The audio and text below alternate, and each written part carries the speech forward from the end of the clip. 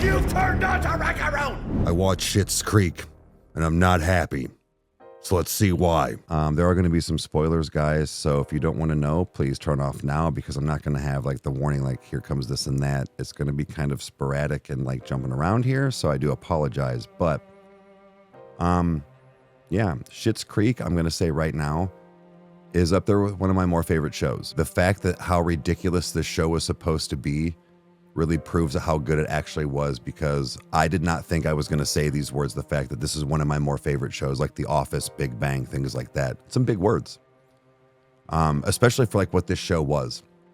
You know, the character development on this show was so amazing and took some twists and turns that I did not think was going to happen. I will say I am upset about a few things. It was an ongoing joke, but like really upset, but then also still happy, and we'll get to that. But first things first, you know, Moira and Johnny, you know, I kind of felt bad for them after the beginning, because, you know, it's not like they just lost everything because of them being like arrogant or, you know, whatever. Like shit happens, no pun intended. Like shit happens, and you know they just kind of rolled with the punches, right? But you know, going to this town that he bought for his son with the name Schitt'S Creek, you know it's going to be bad. And with just everybody that was there, you knew that this was going to be a humbling experience for everybody, especially when they get there and Roland is the mayor. Like you just knew that this was you were gonna be in for a ride. You just didn't know what kind. But the fact that they did such a good job at writing in the ridiculousness on how to, I guess, keep the story moving and going was pretty good.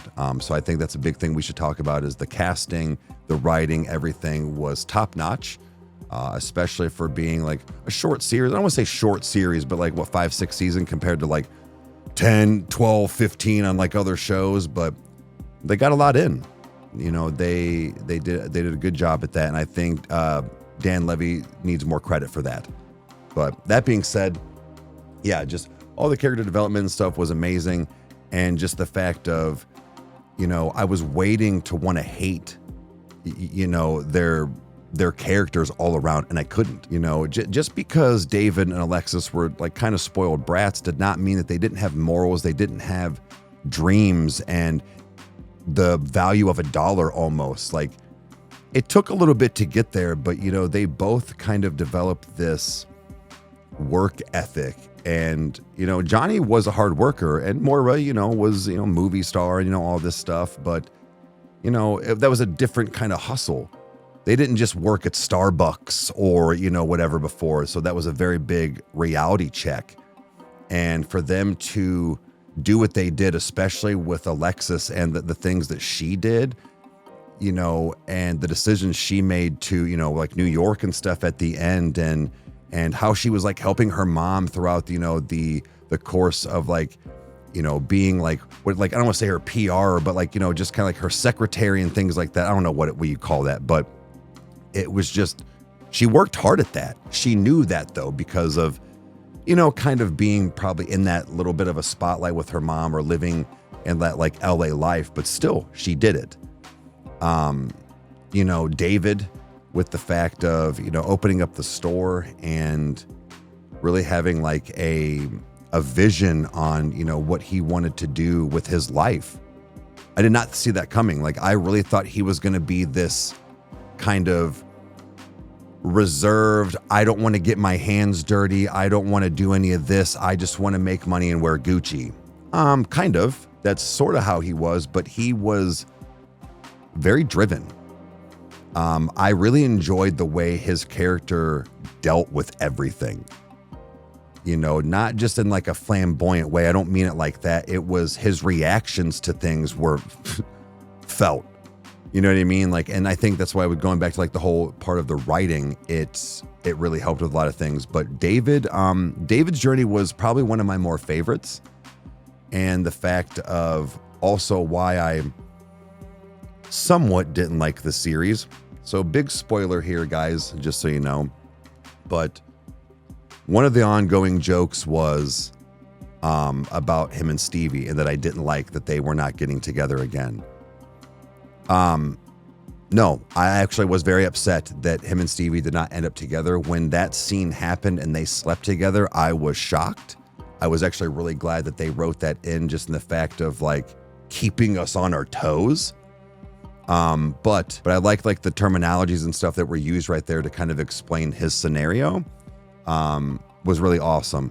It was just the ongoing joke that him and Stevie were so good together and very like-minded that I was always on this like thing of that they needed to be together, because not because it was a guy and a girl and all this stuff. No, they were best friends, and you could tell that right off the rip. So it was like I was yearning for this. I wanted it so bad because I was like, no, this is great. He's got somebody that truly is in his corner and is like kind of in his lane with him on like how he thinks and like what he does and like, you know, and reactions and things like that. But at the end of the day, him and Patrick, you know, obviously the business partner wasn't gay, you know, had been married, you know, all this stuff. And then him and David, first time with David and all this stuff. Yeah, it actually was cute. I'm going to say that right now. It was very emotional, everything that happened between them. But it was just, I stood my ground in the fact of him and Stevie.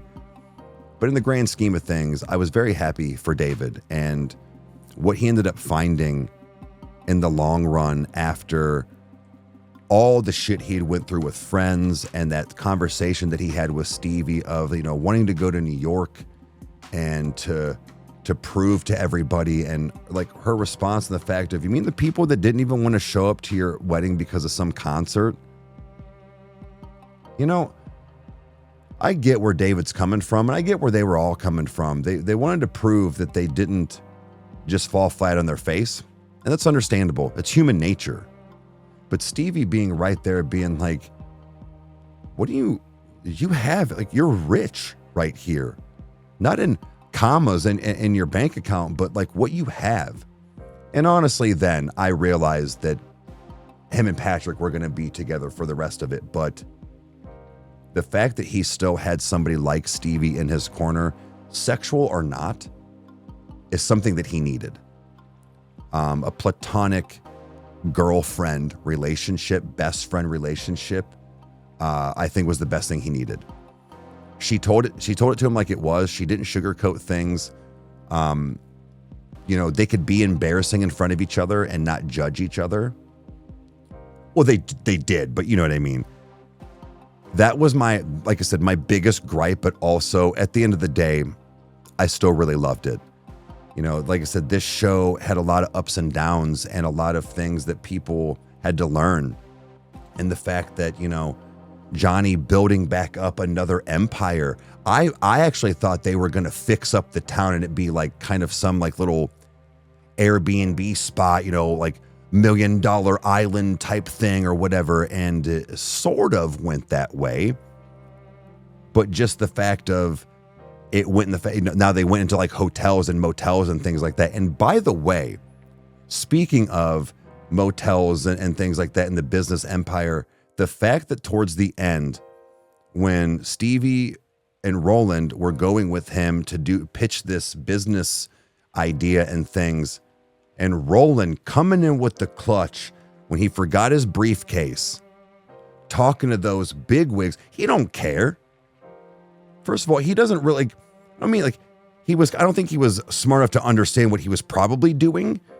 But at the same time, Roland spoke from the heart, and the fact of, that man's a legend, and you're in here talking shit about him. You should be ashamed of yourself. That man built empires before you guys were born. Dude, I wanted to give him I rewound that part. I almost gave him a standing ovation. Like Roland, like I said, character development on the people that they focused on was amazing.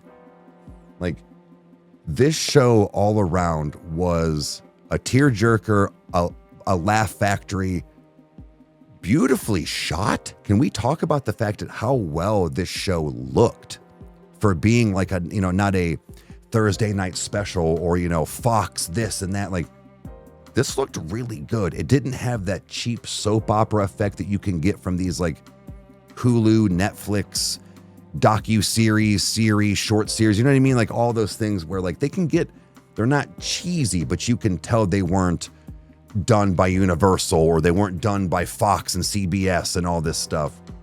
But it looked great.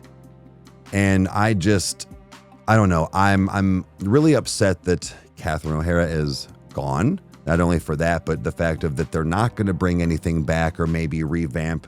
That is kind of sad, but I think they also left this on a really good note. The fact that one of the last things you see is the sign with everything being like that was the goodbye present, I believe is what it was from Roland, right? But just looking back at I almost took that scene of when he was like driver and he stopped and looked back. He is looking back and he smiled, but I also don't think it was, I'm never going to come back here. Like, let me get one last look because I'm never coming back. It wasn't that. It was almost a thank you. That town, those people, that experience taught them what they needed to do. They needed to be a tighter family. They needed to be better parents to their children. And even though they were in their, like 30s or whatever, to be a close family, learn some more values, not just about what money did, because the fact that they made it work all that time with no money or little money, and Johnny getting his hands dirty and Moira only having certain wigs and certain outfits, the fact that you saw them in the same outfits throughout the show was actually really awesome. Again, good writing, because they only had so much that they took when they were getting kicked out. So like I said, this was just beautifully done. I'm sorry if I missed a few things. I'm kind of sporadically going through this. I made this about 2 weeks after watching, so I apologize if I got a few things wrong and or missed some things. But yeah, this was something I really wanted to talk about because I was not expecting this from this show. It seemed like something that was, I kept saying like it was winning all these awards and whatnot. I'm like, for what? And not to be a dick, but like for what? Like Schitt's Creek? Okay. And then when I watched it, immediately I went, uh-oh, yeah, I can see why. It blew me away. So if you have not seen it yet, even though there were some spoilers in here, I highly recommend going and watching it or watching it again. But this has been a lot of fun. I hope I get to do more of these and go through more shows with you guys and give some reviews. So you know what to do if you liked it. Hit all the buttons, and we'll talk to you next time. Peace. I don't know why I did that. I didn't have a cup.